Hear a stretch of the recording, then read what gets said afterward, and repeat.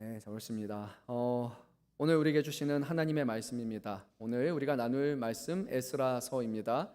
오늘 그리고 다음 주에 이렇게 두 번 주일에 에스라서 말씀을 설교를 하고요. 또 이번 주 중에도 계속해서 저 그리고 우리 목사님들, 전도사님 함께 새벽에 이 말씀을 계속해서 강론하는 시간을 갖도록 하겠습니다.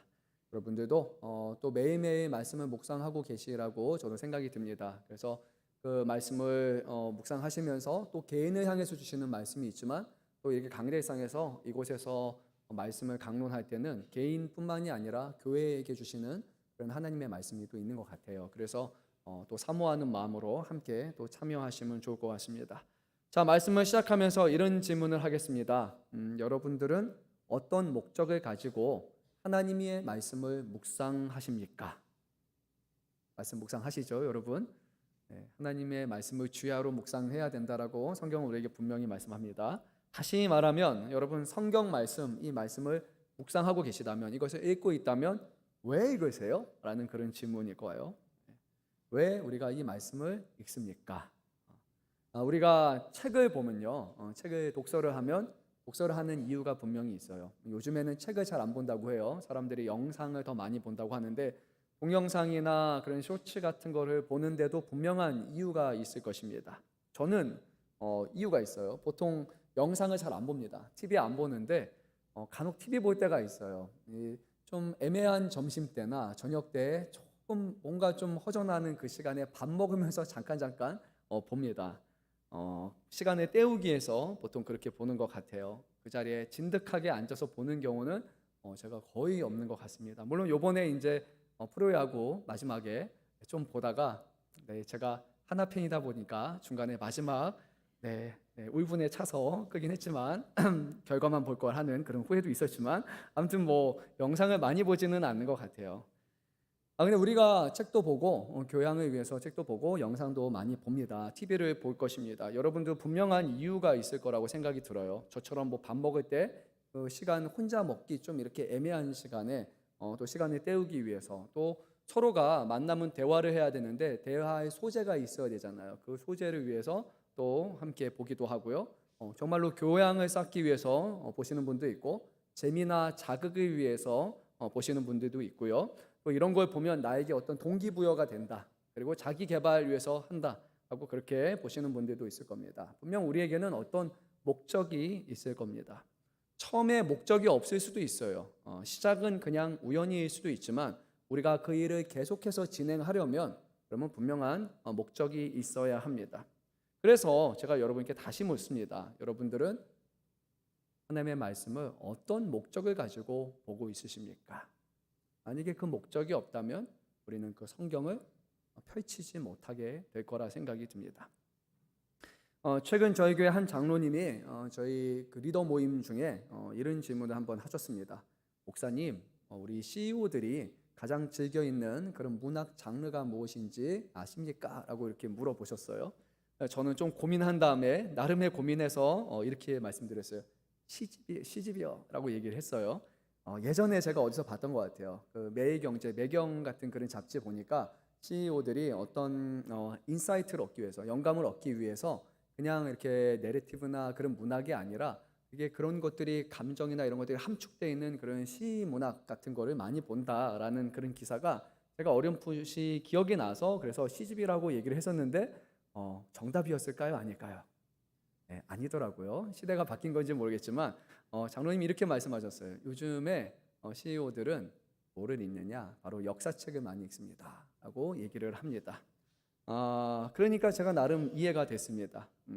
이런 책을 탐독하는 이유는 분명한 것 같아요. 시대를 막론하고 사람들의 기본적인 속성은 유사합니다. 그리고 어떤 상황에 놓였을 때 우리가 내리는 결정도 사람이기 때문에 어느 정도 범위 안에서, 범주 안에서 우리가 그런 결정을 내리게 됩니다.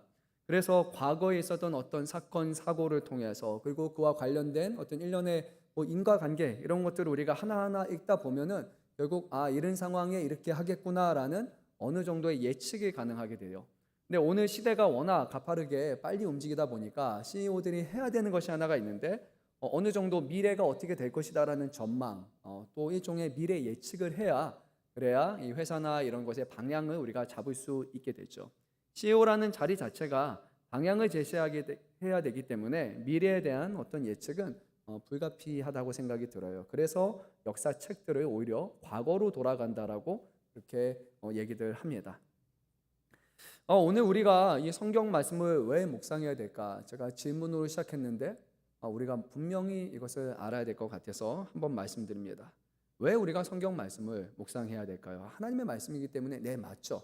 근데 또 한 가지가 더 중요한 것이 있는데 가장 분명하고 가장 중요한 이유는 우리는 이 성경 말씀을 통해서 하나님을 알 수 있기 때문입니다. 그것도 홀로 살아계시고 홀로 계시는 하나님이 아니라 우리와 같은 인간과 관계 맺는 하나님이 어떤 분인지를 우리는 알 수 있습니다. 성경은 하나님은 어제나 오늘이나 영원토록 동일하신 하나님이라고 말씀을 합니다.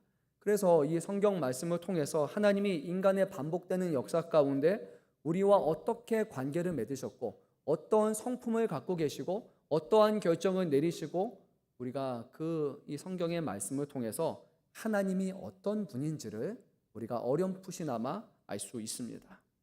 뿐만 아니라 하나님은 우리와 같은 사람과 관계를 맺으시는 하나님이시기 때문에 기록된 말씀을 통해서 우리를 향한 하나님의 뜻과 계획을 우리는 알 수 있습니다. 하나님의 뜻을 알지 못하겠습니다 라고 얘기할 때 우리가 먼저 해야 될 것은 하나님이 무엇이라고 이미 말씀하셨는지를 우리가 귀 기울인다면 우리는 하나님의 어떤 것을 원하시는지 예상할 수 있습니다.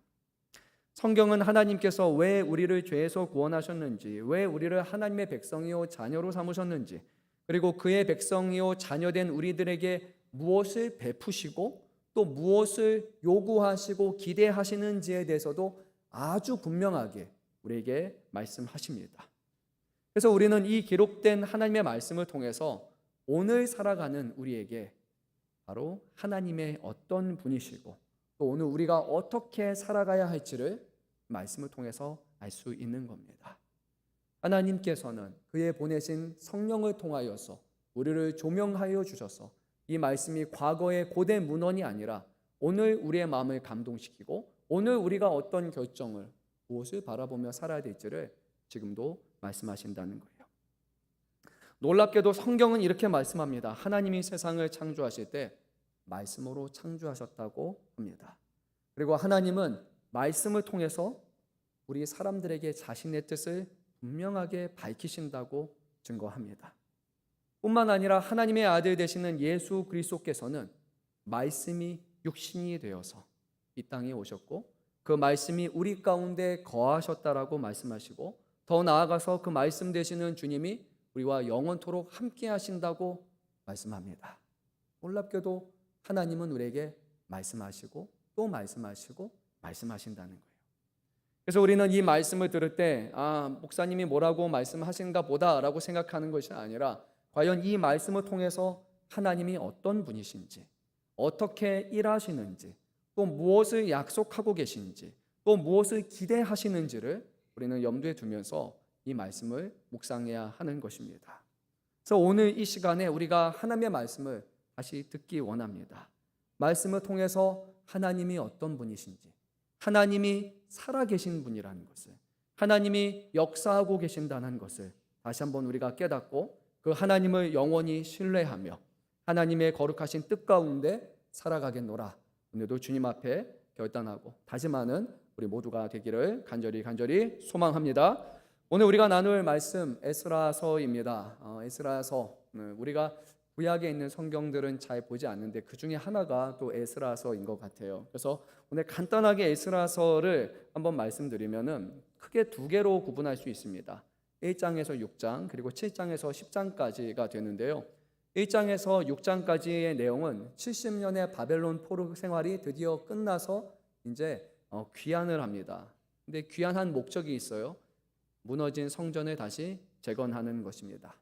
역대하 말씀에서 우리가 계속해서 봤던 것이 단순히 왕이 대단하다가 아니라 그 왕이 하나님을 얼마나 예배하고 하나님의 성전을 다시 한번 정화하고 그리고 개선하고 보수하고 계속해서 역대하의 말씀이 성전과 관련된 그런 중심의 말씀을 우리가 나누었잖아요. 그 이유가 바로 역대기 말씀은 포로되어서 돌아온 이스라엘 백성에게 주었던 하나님의 말씀이거든요. 돌아온 사람들이 가장 큰 관심사는 하나님의 예배하는 성전, 그 성전의 회복이었던 것이죠. 근데 오늘 이 에스라서도요, 바로 포로에서 돌아와서 그러면 그 성전을 우리가 어떻게 재건해야 되는가라는 그 말씀이 전반부를 이루게 됩니다. 그리고 후반부는 성전을 지은 후에 이제 에스라를 통해 가지고 이곳에 있는 사람들, 그동안 오랜 시간 동안 하나님을 잊어버리고 살았는데 그들이 말씀으로 개혁되는 것에 관한 말씀을 주로 나누고 있습니다. 그래서 두 사람이 등장하는데요. 첫 번째 전반부에는 세스바살이라고 알려진 그 유다 총독이 이제 무리를 이끌고 귀환하는 부분이 첫 번째 줄을 이루고, 두 번째는 바로 자 에스라가 귀환하는 내용이 줄을 이루게 됩니다. 자, 이런 배경을 가지고 우리가 말씀을 보도록 하겠습니다. 이스라엘이 멸망당한 이유, 남유다가 포로로 사로잡힌 이유는 다른 것이 아니라 하나님의 백성이 하나님을 버렸기 때문입니다. 하나님의 백성이 하나님의 뜻을 거슬러서 이스라엘 땅의 모습을 보니까 오히려 가나안 땅에 있었던 원주민들이 우상을 저지를 때보다 하나님의 백성이 더 많이 악을 행했다라고 하나님은 평가하셨기 때문이에요. 또 오늘 여러분 나오는 요 주보의 내용, 요시아의 내용을 보게 되면 하나님은 이렇게 말씀하십니다. 그들이 손으로 하는 모든 행위가 악하다라고 하나님은 그렇게 평가하십니다. 흡사 노아 시대에 그들의 마음에 생각하는 모든 것이 악하다라고 주님이 보시고, 그리고 이 세상을 물로 심판하셨던 것처럼 지금 하나님의 백성인 이스라엘이 하는 모든 행위가 하나님 보시기에 악하다라고 하나님은 결국 그렇게 평가하십니다. 하나님의 백성이 하나님의 뜻을 쫓아 살지 않고 하나님을 대적하면서 하나님의 뜻을 거스르면서 살았기 때문에 결국 하나님께서는 그들을 징계하시기로 결정하셨습니다. 근데 하나님은 결정하시고 나서 바로 이루시는 분이 아니라 그 후에 경고하시는 하나님이십니다. 선지자들 미리 보내셔서 분명하게 말씀하셨어요. 이스라엘이 바벨론의 포로로 잡혀갈 것이다. 예언의 말씀을 주셨습니다. 그러니까 이 말씀을 주신 이유는 너희 잡혀가기 전에 하나님 앞에 회개해라. 하나님의 말씀으로 다시 서야 된다라고 분명히 얘기했지만 놀랍게도 이스라엘 백성은 하나님의 말씀에 귀를 기울이지 않았습니다. 오히려 말씀을 증거했던 예레미야와 같은 사람들을 이상한 사람 취급하고 그리고 가둬서 죽이려고 하는 시도가 있을 만큼 마음이 둔하고 또 목이 뻣뻣한 백성들은 첫 번째 반응은 하나님의 말씀에 등 돌리고 귀를 막는 것. 심지어 한 왕은 기록된 말씀을 써서 주니까 그것을 찢어서 태울 만큼 하나님의 말씀에 아주 부정적인 반응을 하게 됩니다. 하나님께서는 예레미야 선지자를 통해서 예언의 말씀을 주셨는데 예레미야서 25장 8절에서 11절까지의 말씀을 제가 한번 읽어보도록 하겠습니다. 그러므로 만군의 여호와께서 이와 같이 말씀하시니라. 너희가 내 말을 듣지 아니하였느니라. 보라, 내가 북쪽 모든 종족과 내 종 바벨론의 왕 느부갓네살을 불러다가 이 땅과 그 주민과 사방 모든 나라를 쳐서 진멸하여 그들을 놀램과 비웃음거리가 되게 하며 땅으로 영원한 폐허가 되게 할 것이라. 여호와의 말씀이니라. 내가 그들 중에서 기뻐하는 소리와 즐거워하는 소리와 신랑의 소리와 신부의 소리와 맷돌의 소리와 등불빛이 끊어지게 하리니 이 모든 땅이 폐허가 되어 놀랄 일이 될 것이며 이 민족들은 70년 동안 바벨론의 왕을 섬기리라. 이것이 하나님께서 예레미야 선지자를 통해서 주셨던 경고의 말씀이었습니다. 그리고 여러분, 이 말씀이 이루어질까요? 이루어지지 않을까요? 네. 안타깝게도 비극적이게도 이 말씀이 고스란히 그대로 이루어지게 됩니다. 하나님의 말씀에 끝까지 귀를 기울이지 않았기에 하나님은 그 일을 진행하십니다. 우리가 최근에 나눴던 역대하서 마지막 말씀이죠. 36장 11절 이하의 말씀을 보게 되면 유다의 마지막 왕 시드기야가 결국 왕위에 오르게 되고 그의 재위 시절에 하나님은 바벨론의 느부갓네살 왕을 통해서 결국 이스라엘을 벌하십니다. 이스라엘, 하나님의 나라가 그리고 하나님의 성전이 있는 예루살렘이 성전과 함께 완전히 무너져 버리고 맙니다. 역대하 36장 21절은 이렇게 말씀합니다. 이에 토지가 황폐하여 땅이 안식년을 누름같이 안식하여 70년을 지냈으니 여호와께서 예레미야의 입으로 하신 말씀이 이루어졌더라. 제가 다시 한번 읽겠습니다. 이에 토지가 황폐하여 땅이 안식년을 누림과 같이 안식하여 70년을 지냈으니 여호와께서 예레미야의 입으로 하신 말씀이 이루어졌더라. 포로로 사로잡히기 전에 예레미야를 통해서 예언의 말씀을 주었어요. 70년 동안 포로로 잡힐 것이다. 그리고 역대하 말씀은 그것이 이루어졌다. 실제다, 사실이다라고 얘기를 합니다. 하나님의 말씀은 정확무한 말씀이기에 그 말씀은 그대로 성취되었습니다. 근데 하나님은 이스라엘 백성이 포로로 사로잡혀 갈 것만이 아니라 또 다른 예언의 말씀을 하나 주셨는데요. 그게 예레미야서 25장 12절 13절 말씀입니다. 제가 읽겠습니다. 여호와의 말씀이니라. 70년이 끝나면 내가 바벨론의 왕과 그의 나라와 갈대아인의 땅을 그 죄악으로 말미암아 벌하여 영원히 폐허가 되게 하되 내가 그 땅을 향하여 선언한 바 곧 예레미야가 모든 민족을 향하여 예언하고 이 책에 기록된 나의 모든 말을 그 땅에 임하게 하리라. 아멘. 70년의 시간이 끝나게 되면 결국 바벨론도 무너지게 될 것이다 라고 하나님은 말씀하셨어요. 근데 이것만 해도 여러분 놀랍지 않습니까? 예레미야 선지자를 통해서 미래에 일어날 일들을 말했단 말이에요. 근데 그래 우연이라고 누군가는 생각할 수도 있을 것 같아요. 그런데 이 예레미야를 선지자를 통해서 예언의 말씀을 주시기 그 전에 이미 하나님께서는 또 다른 예언, 아주 구체적인 예언을 한 가지 주셨는데 바로 이렇습니다. 이사야서 45장 1절 제가 한번 읽겠습니다. 여호와께서 그의 기름 부음을 받은 고레스에게 이같이 말씀하시되 내가 그의 오른손을 붙들고 그 앞에 열국을 항복하게 하며 내가 왕들의 허리를 풀어 그 앞에 문들을 열고 성문들이 닫히지 못하게 하리라. 아주 구체적인 사람의 이름이 언급이 되는데 그 이름이 바로 고레스라는 사람입니다. 고레스는 누구냐? 바로 바사의 왕이고요. 바사는 우리가 일반적으로 아는 표현으로는 페르시아의 왕입니다. 사이러스라고도 그렇게 알려져 있는 그 왕입니다. 근데 이거는요 벌써 이미 100여 년 전에 이사야 선지자를 통해서 주었던 예언이었습니다. 실제로 일이 일어나기에 한 150년 정도 전일까요? 구체적인 이름을 하나님은 적어서 이사야 선지자를 통해서 예언하게 하신 겁니다. 오늘 에스라의 서의 시작은 바로 그렇습니다. 이사야서에 예언된 그리고 예레미야 선지자를 통해서 예언된 바로 페르시아의 왕 고레스가 왕위에 오른 첫 해에 이루어진 예에 대해서 말씀하고 있는데 과연 하나님은 포로에서 돌아오게 하실 것인가? 그리고 하나님은 어떤 방식으로 포로로 사로잡혀 있는 사람들을 다시 구원해 내실 것인가? 하는 그런 기대감 속에서 오늘 말씀이 우리에게 시작이 됩니다. 이스라엘 백성은 오랜 동안 바벨론의 포로의 긴 어둠 속에 있었습니다. 도시가 무너졌고 성전은 불탔고 왕조가 사라졌습니다. 모든 것이 다 끝난 것 같아요. 이 세 가지 없어지면 그냥 멸망한 나라라고 우리가 봐야 됩니다. 땅이 없고 그리고 하나님의 예배하는 성전이 없고 왕이 없으면 망한 나라잖아요. 그렇죠? 그런데 하나님은 그 70년이라는 침묵의 시간 속에서도 이스라엘 백성에게 하셨던 그 약속의 말씀을 잊지 않고 계셨습니다. 그래서 에스라서의 1장의 말씀은 하나님의 약속이 다시 움직이기 시작하는 그런 순간입니다. 우리가 창세기 말씀을 보고 그리고 출애굽기로 넘어가는 그와 같은 느낌인 거예요. 여러분 근데 한번 생각해 보면 좋을 것 같아요.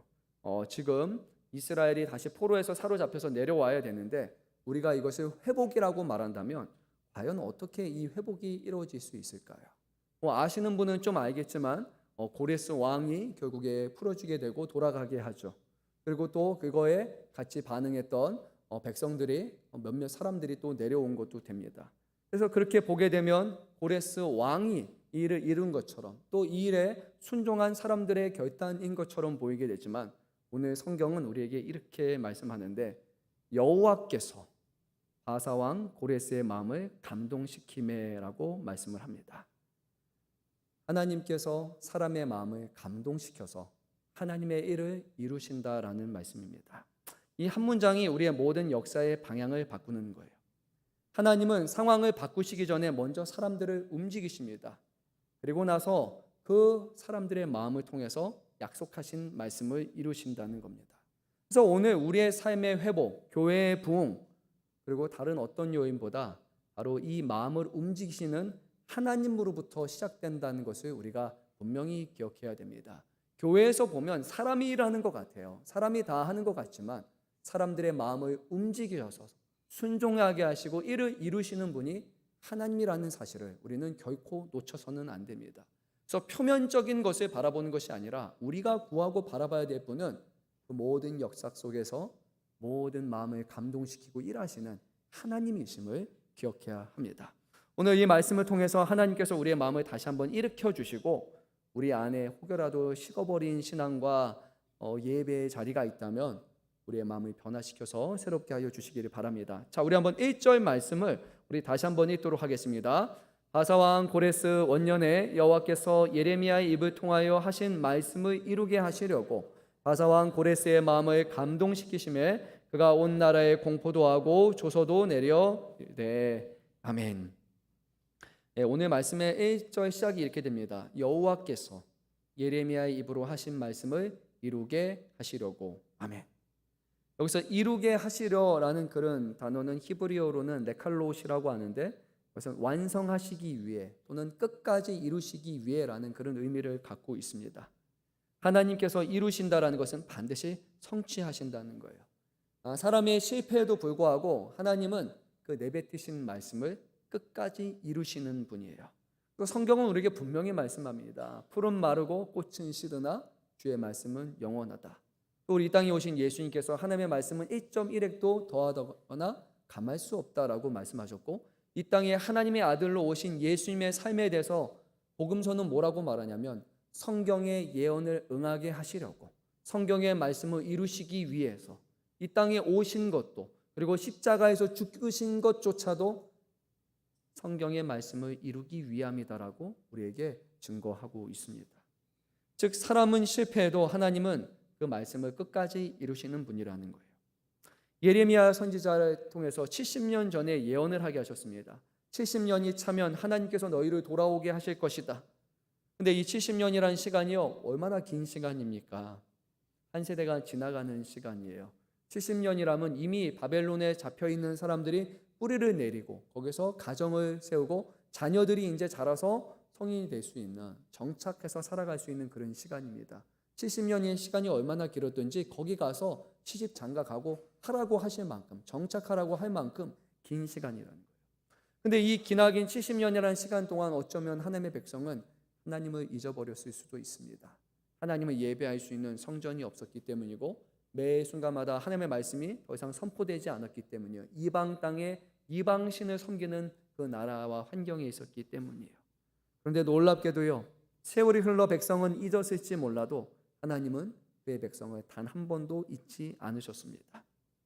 그래서 사람의 결심으로 인해서 포로에서 독립을 한 것이 아니라 하나님의 말씀의 성취가 바로 그들로 하여금 포로에서 자유케 된 것입니다.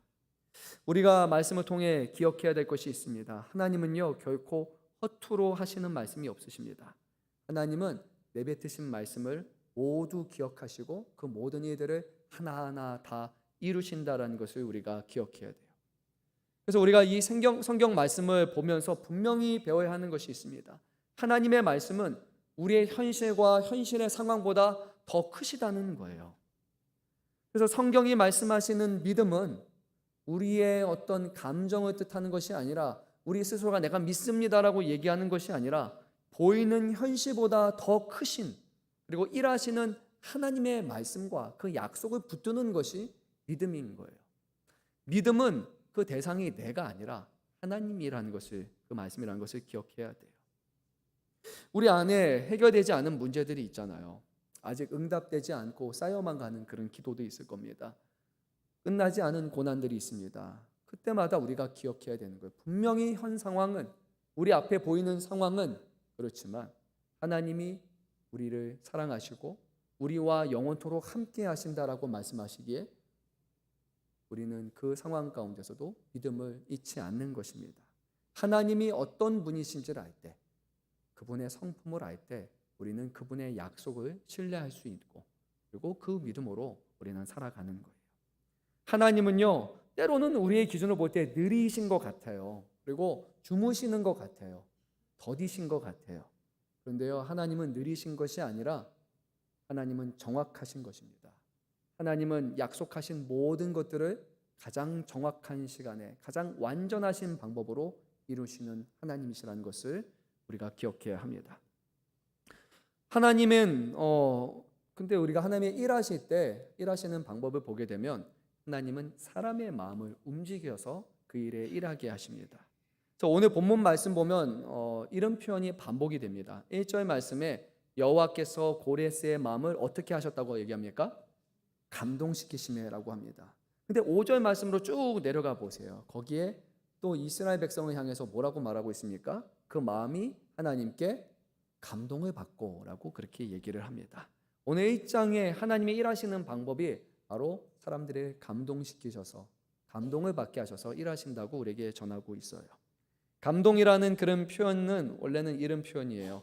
깨우다, 일으키다라는 그런 표현입니다. 우리의 마음에 어떤 감정적인 동요만을 일으키는 것이 아니라 우리가 잊고 있었던 것, 우리가 마치 잠자고 있었던 것처럼 완전히 까마득히 잃어버린 것들을 하나님께서 다시 깨우시고 일으키시고 우리에게 자극시켜 줘서 그 일을 하게 하신다는 거예요. 신앙의 눈으로 보게 되면 이것은 바로 영적 각성의 상황이라고 한번 생각해 볼 수 있을 것 같아요. 하나님은 두 번의 감동을 통해서 일하셨는데 먼저는 하나님을 섬기지 않는 이방의 왕 고레스의 마음을 움직이셨습니다. 이 고레스는 유다의 하나님을 제대로 알지 못했고요. 그리고 그 유다의 하나님을 이스라엘 하나님을 믿고 따르고 섬기는 왕이 아니에요. 오늘 말씀 우리 1장에 보게 되면 이 고레스 왕이 하나님을 인정하고 하나님이 참 하나님이시고 하나님이 참 높으신 하나님이라고 그렇게 얘기하지만 실제로 이거는요 믿어서 알아서 하는 내용이 아닙니다. 혹시 아시는 분은 아시겠지만요. 잠깐만 연도만 제가 다시 한번 확인해 볼게요. 1879년이에요. 영국의 고고학자 호즈무스 라삼이라는 사람이 바벨론에서 현재 이제 이라크인데 거기서 하나의 유적을 발견하게 되는데 지금은 이제 이 유적이 영국의 런던의 대형 박물관에 소장이 되어 있어요. 그 이름이 뭔가 하니까 바로 고레스 실린더라고 그렇게 알려져 있습니다. 길이는 한 22.5cm 정도 되고 그리고 아카드어 쐐기 문자로 된 것인데요. 이 고레스 실린더, 여기 고레스는 오늘 우리가 보고 있는 성경의 고레스라는 인물하고 동일한 사람입니다.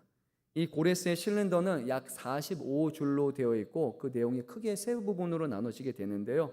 하나는 마지막 바벨론 왕에 대한 비판이 있었고 그 다음에 고레스의 등장과 그리고 자신이 하는 이 정복의 정당성에 대해서 얘기하고 그리고 마지막 세 번째 부분을 보게 되면 뭐라고 하냐면 자신이 어떤 정책과 종교적인 관용을 보여주는데 그 내용이 뭐냐 하니까 각 지역에 있는 신상들을 원래의 도시로 다 돌려보내고 포로된 백성들을 고향으로 다 돌아오게 한다라는 그런 선언이 바로 여기에 있습니다.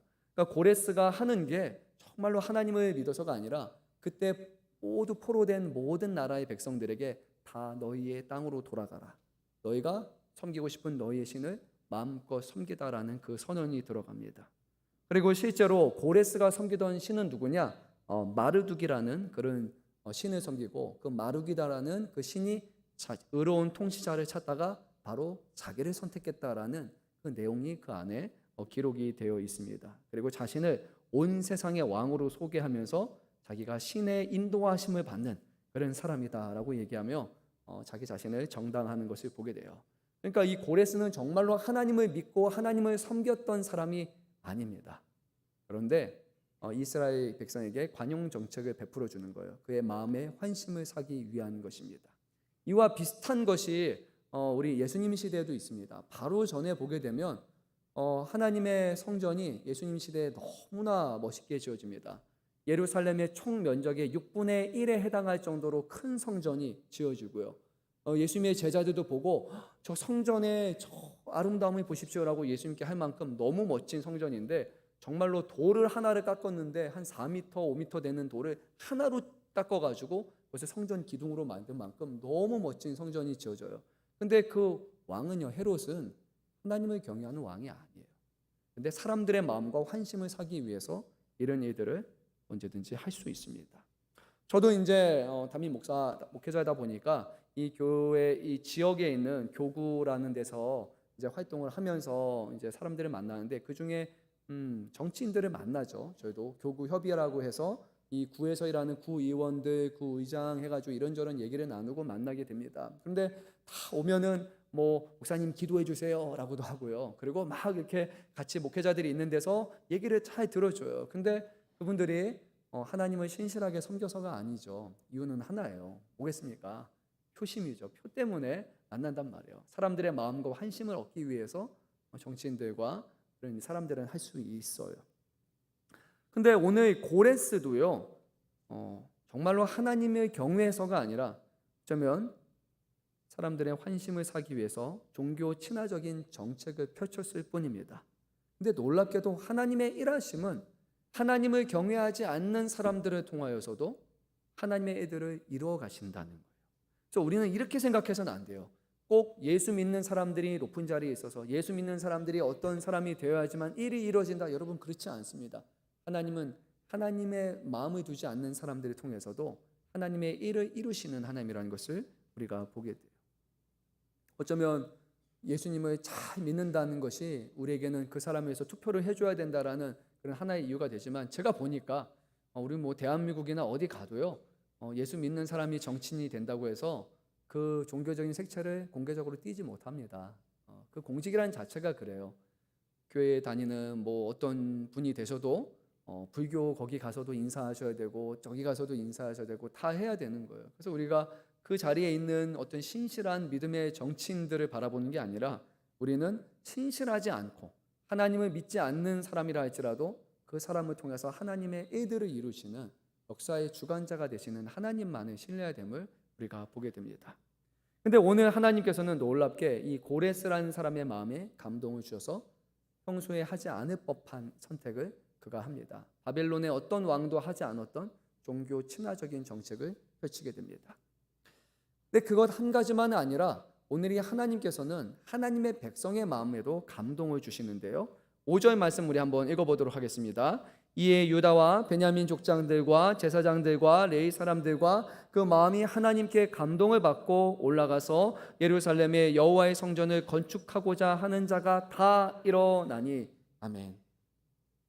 앞서 말씀드린 것처럼 하나님의 역사는 사람의 감동된 마음에서 시작이 됩니다. 느부갓네살의 칼이 멈춘 자리에 하나님은 고레스의 마음을 일으키셨고, 이제 절망한 백성들의 마음에 다시 하나님의 성전을 사모하는 예배의 불씨를 붙이셨습니다. 하나님은 사람의 마음을 움직이셔서 그 마음으로 역사를 다시 쓰심을 보게 돼요. 여러분, 1장을 넘어서 2장을 가게 되면 우리가 아주 사람들의 이름이 쭉 이렇게 열거되어 있습니다. 그리고 몇 사람이다 몇 사람이다라는 표현이 그렇게 있습니다. 이 사람들은 누군가니까 요 시간에 감동이 되어서 우리가 바벨론을 떠나서 다시 유다로 돌아가겠다라고 이렇게 결정했던 사람들과 그들의 이름이 기록되어 있습니다. 앞서 말씀드린 것처럼 바벨론 포로기를 넉넉히 70년이라고 생각해 보면 70년 동안 이 사람들은 잘 정착해서 살고 있었어요. 그리고 심지어요, 여러분, 페르시아는요 대국이에요.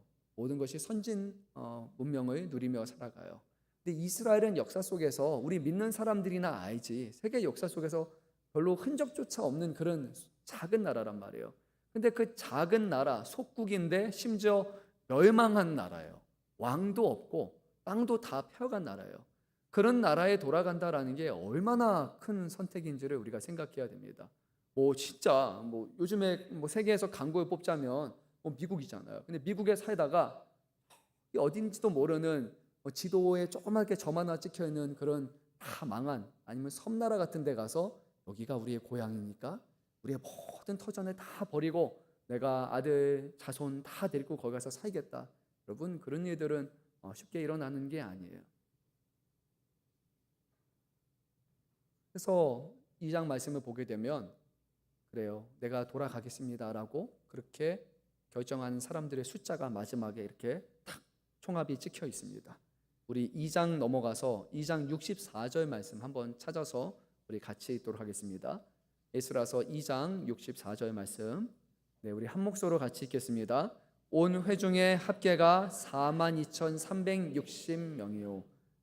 400만 명도 아니고요, 40만 명도 아닙니다. 42,360명입니다. 물론 포로로 잡혀간 사람들의 숫자가 그렇게 많지 않았다라고 볼 수도 있겠지만요. 여러분 정말로 적은 숫자죠. 그렇죠? 결코 큰 숫자가 아닙니다. 얼마 전에 우리가 봤던 아사 왕에 보니까 아사 왕이 이르렀던 정규군의 숫자가 보니까 거진 60만 명이란 말이에요. 그런데 지금 바벨론에 있다가 이제 내가 돌아오겠다. 페르시아 시대가 돼서 다시 고향으로 돌아가겠다라는 선택을 내린 사람은 5만 명이 안 돼요. 42,360명이라고 얘기합니다. 그러니까 그만큼 힘든 일이라는 거예요. 그렇게 달갑게 올 만한 일이 아니라는 거예요. 실제로 그 명단들을 보게 되면 제사장들의 숫자도요 너무 적어요. 분명히 더 있어야 되는데 제사장들도 오지 않아요.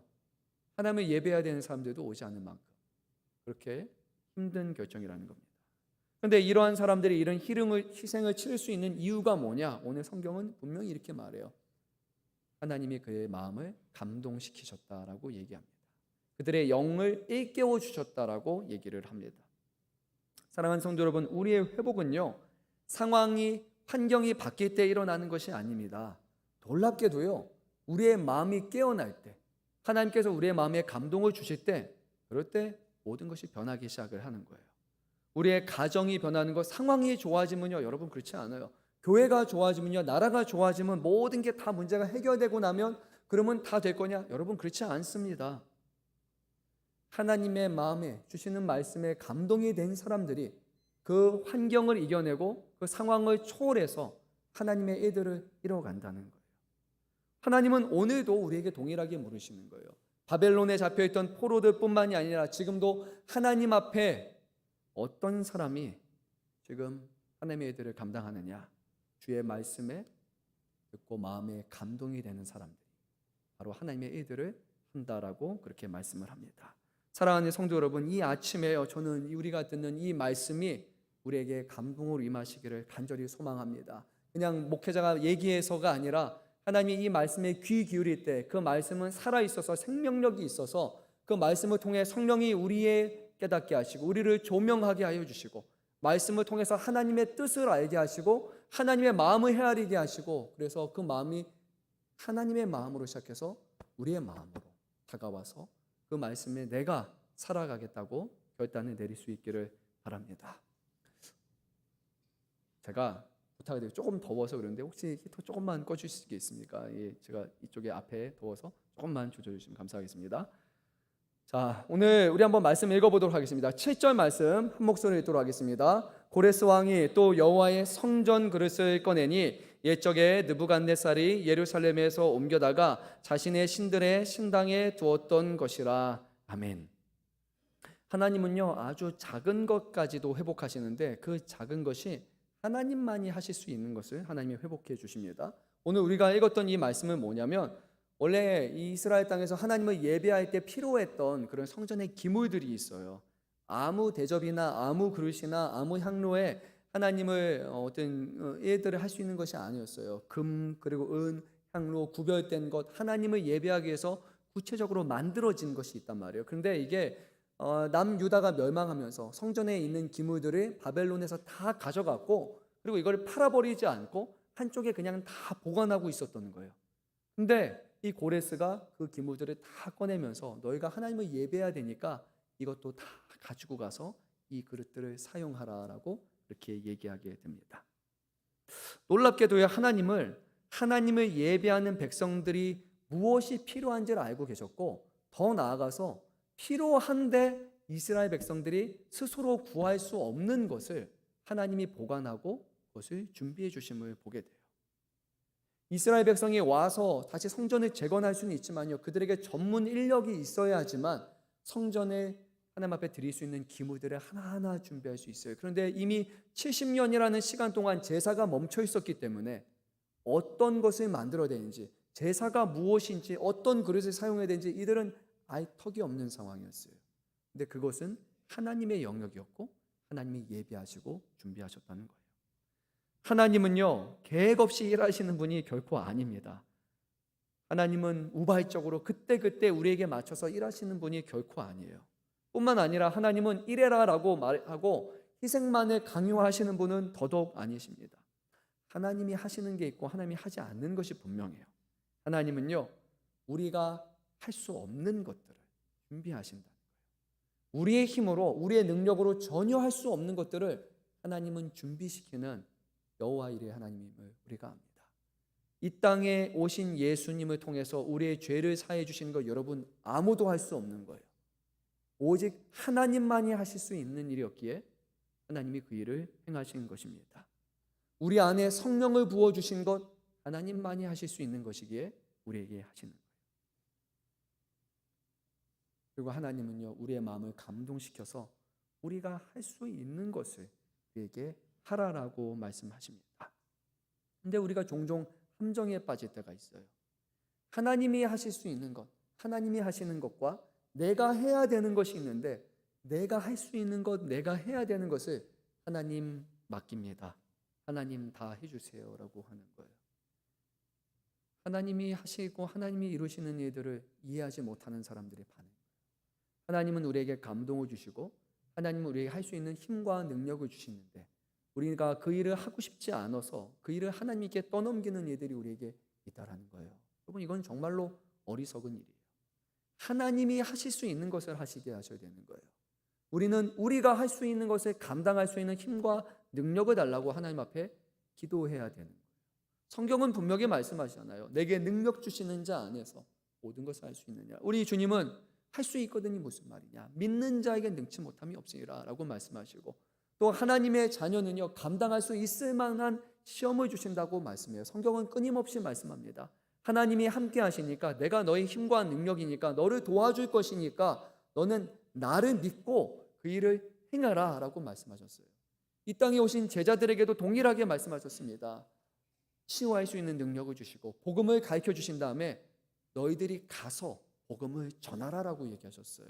2사람씩 짝을 지어서 제자들이 나가서 그 일을 할 수 있도록 주님은 그들을 보내시는 사명을 감당하셨단 말이에요. 하나님은요, 우리가 젖먹이 아이처럼 살아가길 원치 않으세요. 신앙이 성장하고 하나님을 알아가는 지식이 성장하는 만큼, 우리가 하나님의 능력을 의지해서 이제는 그리스도의 장성한 분량에 이른 만큼 우리가 점점 커서 주의 나라와 영광을 위해서 쓰임받는 사람, 그리고 마지막 때 주님 앞에 칭찬을 받고 상 주시는 주님을 우리가 기대하는 그런 사람으로 살아가기 원하는 거예요. 우리 어린 아이들만 생각해도 동일하잖아요. 얘가 5살이 됐어요. 근데 5살인데 한마디도 못한다고 생각해 보세요. 애가 중얼중얼 거린다고 생각해 보세요. 여러분 어떻게 하겠습니까? 5살 이전이에요. 벌써 병원 데리고 갑니다. 얘가 언어에 문제가 있구나, 뭐에 문제가 있구나 할 겁니다. 애가 분명히 누워서 뒤집어야 되는데, 일어나야 되는데, 얘가 3살이 됐는데 아직도 누워만 있고 부모님이 먹여주는 것 다 하고 있다면 심각한 문제거든요. 우리는 바로 병원에 갈 거예요. 얘가 뭐가 문제가 있는 것 같아요. 그럴 거예요. 분명히 그 나이에 맞도록 애가 제대로 성장하고 있는지, 그리고 애가 초등학교, 중학교, 고등학교, 성인이 되어서 무엇을 해야 되는지 우리가 알고 있으니까 그거를 기대하고 거기에 문제가 있다면 도와주는 것이 당연한 부모의 영역일 거예요. 우리 하나님은요, 우리가 신앙생활 30년 했는데도 여전히 기저귀 갈아주고 여전히 분유 먹고 살아가는 것, 주님은 그렇게 원치 않으세요. 우리가 하나님의 일들을 이뤄나가고 우리가 하나님께 영광을 돌리고 하나님의 기뻐하시는 일에 참여하는 자가 되기 원하시지, 평생에 주님만 바라보는 그런 어린아이로, 영적인 어린아이로 살아가기 원치 않는다는 거예요. 그래서 하나님은 우리의 믿음이 커져가면요, 어쩌면 안타깝기도 하지만 우리가 당하는 시험과 고난의 크기도 점점 커지는 거예요. 그 고난과 어려움을 겪어야 우리의 믿음이 더욱더 커지기 때문이에요. 우리의 믿음이 커진다는 것은 우리가 할 수 있다라는 그런 마음이 커지는 게 아니라 하나님을 더 사모하고 하나님을 더 바라보고 하나님의 약속을 더 신뢰하고 의지할 수 있도록 하나님의 모든 상황을 통해서 하나님 향한 믿음을 더해 주시는 거예요. 사랑하는 성도 여러분, 이 자리에 계신 분 중에 신앙생활 40년 이상 하신 분도 계시죠. 우리 교회 오신 분들 중에 20년, 30년 되신 분 많으실 거예요. 우리가 그리스도의 장성한 분량에 완벽하게 이르는 것은 아니라 할지라도 지금 내가 주님 보시기에 아직 젖먹이 어린아이인가? 아니면 히브리서의 말씀처럼 너희가 젖먹이 아이가 아니라 이제는 단단한 것을 씹어 먹어야 되는 때가 됐는데 왜 아직도 젖먹이처럼 살아가느냐라는 그 말씀의 책망함처럼 우리 자신의 모습을 점검해 봐야 하는 거예요. 하나님 앞에 하나님께서 우리에게 맡기신 어려운 일들에 나는 할 수 없다라는 것이 아니라 그 일을 감당할 수 있는 힘과 능력을 달라라고 우리는 구하고 믿음으로 한 걸음 걸어가야 하는 겁니다. 우리 잘 아는 베드로가 조금이나마 보여줬던 아주 놀라운 모습이 하나가 있잖아요.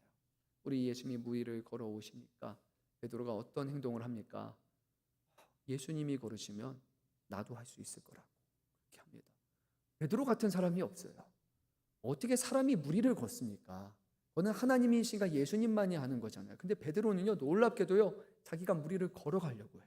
그리고 그가 실제로 걷습니다. 나중에 그가 풍랑이는 바람을 보고 아래를 보니까 무서워서 그의 마음이 흔들려서 빠졌을 때 주님이 붙들어 주시게 하셨지만, 그 베드로라는 사람은 주님이 하시는 것처럼 하고 싶어 했고 주님을 닮아가려고 생각했고 주님을 의지하는 자가 이런 일을 할 수 있다는 것을 믿고 그는 걸어갔던 사람입니다. 우리가 믿는, 우리가 섬기는 하나님이 정말로 이런 하나님이십니까? 살아 역사하시는 능력의 하나님이심을 여러분 믿으십니까? 아니면 성경이라는 문자에 파묻혀 있는 죽은 신으로, 하나의 기록으로만 남아있는 그런 신으로서 여러분 하나님을 믿고 계십니까? 하나님은 우리에게 감동을 주십니다. 우리의 마음속에 찔림도 주시고요, 우리에게 하나님이 기뻐하시는 뜻이 무엇인지를 깨닫게 하십니다. 근데 감동은 다가 아닙니다. 감동이 시작이 되어서 하나님은 그 감동된 자가 주님의 말씀 앞에 순종하고 그 길을 걸어가기를 원하십니다. 오늘 4만여 명의 소수였지만 그 사람들이 주의 말씀을 신뢰하고 내려왔을 때 주님의 성전이 재건이 되게 되었고 하나님께서 예비하시는 기물들을 통해서 그들의 필요한 것들이 하나하나 채워짐을 우리가 보게 됩니다. 근데 여기서 우리가 끝으로 한 가지 더 기억했으면 좋겠습니다. 사람들은요, 이 그릇을 입고 있었습니다. 뭐 그릇 하나가 그렇게 대수겠습니까? 물론 모이니까 많았어요. 한 5만 4천 개 되니까 엄청 많은 숫자예요. 근데 사람들은 다 입고 있습니다. 근데 하나님은요, 잊힌 그릇 하나하나까지 다 세어서 그대로 돌려주십니다. 하나님이 작은 그릇조차도 잊지 않는다면 그 하나님께서 하나님의 자녀되는 저와 여러분을 잊으실 리가 과연 있겠습니까? 예수님은 우리에게 오셔서 분명히 말씀하셨습니다. 100마리의 양이 있는데 그중에 한 마리의 양을 잃어버려도 나는 그 양을 끝까지 찾는다라고 말씀하십니다. 십자가에 달려서서 마지막 숨을 거두시는 그 순간에도 우리 주님 말씀하셨어요. 주님, 내게 맡기신 자 나 다 했어요. 우리 주님은 자신에게 맡겨진 사명을 끝까지 감당하시는 분이에요. 하나님은요, 지금도 주의 자녀된 저와 여러분을 결코 잊지 않으십니다. 한순간도 잊지 않으십니다. 어쩌면 우리의 인생이 무너진 것 같은 상황, 우리의 마음이 텅 비어서 허연 상황이 온다 할지라도 하나님은 저와 여러분의 인생에 흩어진 조각들까지도 하나하나 다 기억하시고 그 떨어져 나간 조각들과 사람들에게 잊혀진 상처와 우리의 눈물까지도 다 기억하시고 그리고 그것이 있어야 할 자리에 정확하게 두시는 하나님이심을 우리가 기억해야 됩니다. 그것이 하나님의 사랑이고 복음입니다. 사랑하는 성도 여러분, 오늘도 하나님은 우리의 마음을 움직이십니다. 고레스의 마음을 움직이시고 백성들의 마음을 움직이셨습니다. 하나님은 언제나 상황을 바꾸시기 전에 사람들의 마음을 감동시키셔서 그를 행하게 하십니다. 세상을 회복하기 전에 한 사람의 심령을 반드시 잃게 해오십니다. 여러분, 그 사람이 누가 되어야 하겠습니까? 오늘 우리가 되어야 됩니다. 주님이 우리를 쓰시겠다고 말씀하실 때 하나님, 내가 아니고 저 사람이요 라고 말하는 것이 아니라 하나님, 내가 바로 그 사람 되기 원합니다. 하나님의 일에 참여하고 하나님의 능력을 경험하고 하나님의 구원의 은혜를 누리는 그 일에 하나님, 나를 사용하여 주시옵소서. 이런 믿음의 사람이 바로 우리가 되어야 됩니다. 무너진 믿음, 식어버린 예배, 멈춰버린 헌신의 자리를 다시 일으키시려는 하나님의 손길이 지금 우리 안에 머물고 있습니다. 하나님은 우리에게 말씀을 통해 또 다시 말씀하십니다. 요한계시록의 말씀처럼 귀 있는 자는 성령이 교회에게 하시는 말씀을 들을지어다. 오늘 하나님의 말씀에, 하나님이 주시는 감동에 반응하여서 하나님이 기뻐하시는 길을 쫓아가시기를 바랍니다. 하나님은 결코 우리를 버리지 아니하시고 하나님의 말씀에 순종한 사람들을 통해 하나님의 역사를 이루어 가심을 믿습니다. 오늘 우리가 주님 앞에 끝까지 쓰임 받는 사람으로, 우리에게 예비하시는 영원한 상을 받아 누리는 사람으로, 그리고 하나님의 구원의 은혜에 감사하여 그 하나님의 삶 가운데 영광을 올려드리는 주님의 자녀로 살아가시는 저와 여러분 되시기를 주님의 이름으로 축원합니다. 사랑이 많으신 주님 감사합니다. 오늘 우리를 사랑하셔서